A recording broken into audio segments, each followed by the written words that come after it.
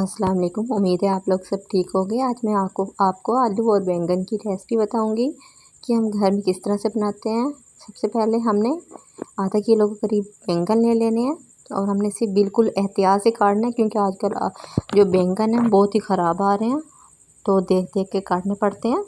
हमने बैंगन जो है वो पीसेस में डिवाइड कर देना है और अच्छी तरह से कट कर देना है। उसके बाद इसे हमने पानी में इसलिए रखना है ताकि ये ब्लैक ना हो। उसके बाद हमने आलू कट कर देने हैं, इसको भी हमने साथ ही पानी में रख देना है।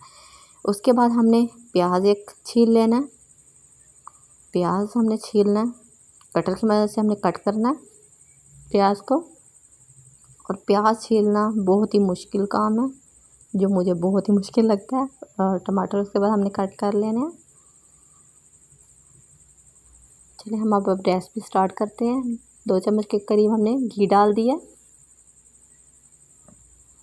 इसमें हमने प्याज डाल देने हैं और पानी की मदद से हमने इसे फ्राई जब हुए तो पानी डालना है। इसमें हमने टमाटर और मिर्चें डाल देनी है और जितने भी मसाला जाते हैं, सुरख मिर्च, खुश्क धनिया पाउडर, हल्दी पाउडर, गरम मसाला पाउडर, वो हमने डाल देना है। और इसमें हमने अचार गोश्त मसाला थोड़ा सा मैंने मिक्स कर दिया है जायके के लिए।